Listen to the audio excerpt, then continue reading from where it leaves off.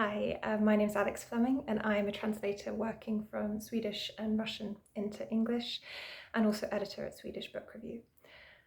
In honour of the Swedish to English Literary Translators Association's 40th anniversary, Translators Aloud is hosting a series of readings of Swedish literature through the year.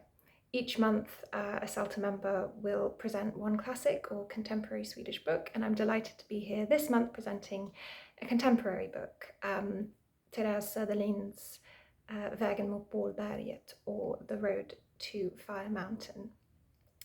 The novel explores the events of the Torsåker witch trials in the 17th century, Sweden's largest witch trials, and their aftermath and legacy as they ripple through the generations. More widely, the novel explores family, guilt, sexuality, and what it means to be a child of one's age. And it's also a rich evocation of life in Sweden's far north over the centuries. The excerpt, or actually two short excerpts that I'm going to read, come from near the end of the novel, when Olof, one of the book's four narrators, looks back on his early childhood and especially his friendship with his neighbour Sigrid, a girl who is to figure quite prominently in the trials.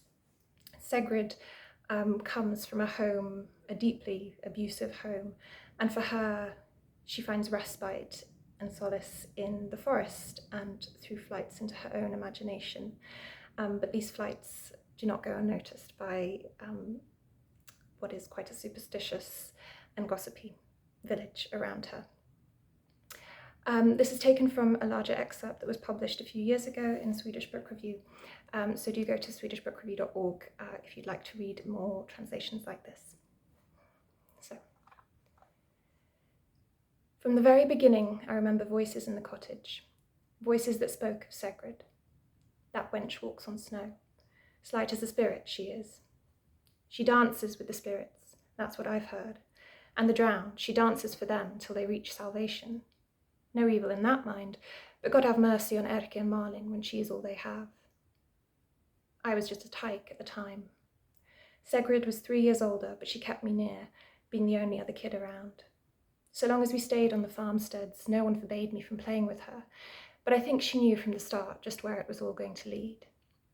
Whenever she was done dictating our games, deciding how many cows we'd have and how many sheep, or once we'd played at rescuing one of them from the clutches of an imaginary bear, we'd sit down in the grass to rest and she'd put her arm around me. And often she'd suddenly sound so old, for she'd say, "One day you and I won't be able to sit like this." When I asked what she meant, the answer was always the same. You can enjoy life when you're young, then it gets serious. It could be that Malin had told her the ways of the world, but even I knew you had to be more serious once you grew up. Mother's breeziness wasn't anything father or grandmother looked kindly upon. If ever she was so much as playful, she'd get harsh looks, and father would scold her for being so frivolous. That Sigrid walked on snow was something I'd seen with my own eyes, and I said as much back home. I'd been taught that agreeing was a virtue, but that might just be the only time I told them anything about her, for I soon understood that what was said about Sigrid in our household was never intended to put her in a good light. Mother could also see the perils of my eagerness to tell tales. Don't feed them with talk of Sigrid, or it'll put an end to your games. It was father and grandmother she meant. And so it was that in my early days I was more my mother's ally than anyone else's, and I never strayed far from her skirts.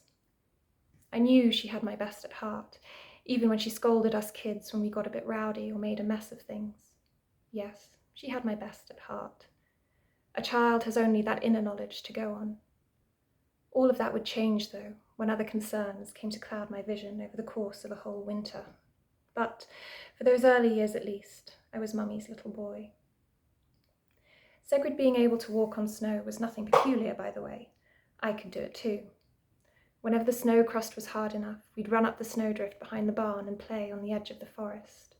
There was nothing strange about that, though I can imagine that once, when Erke was off trudging to the forest with his axe for firewood, miserable, sinking into the snow with every step, and Sigrid went with him some of the way, dancing on top of the crust, sending the powdered snow whirling up into her hair, then I can imagine him going mad and swearing, and that was what he meant when he later spoke of the little devil who teased him by dancing on the snow like a creature possessed.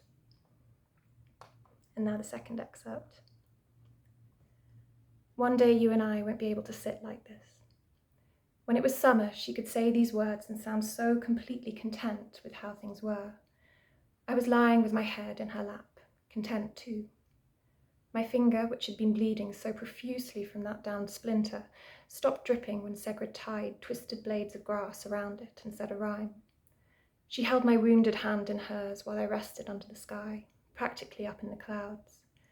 With her other hand, she plaited her hair. She could do it one-handed, from the crown of her head right down to her waist, as quickly as when mother and grandmother spun thread or twisted yarn. It might well be that time I did let slip. I can't be sure, but I probably showed off my finger, thinking it would prove to father and grandmother just how clever Sigrid was. But later on, when she was having a rough time of it at home, the blame was put on her. Erik is trying to flog that nonsense out of her, but it's no use. A child who takes to the forest like that, half naked I've seen her, an affront to our Lord. To this comment of father's, grandmother's reply came quiet and monotonous, as though the devil himself might hear. The girl stems bleeding too, and at such a young age. No one in that household knows those skills. Where could she have learnt to do that? Their gazes turned on me. I couldn't get out the door fast enough. Go on, look all you want. You won't find her anywhere. Once she's in one of her moods, she's flighty for the rest of the day. Erik has gone on about that before. I ran to the forest regardless. I found her, of course, for she'd told me where she'd be.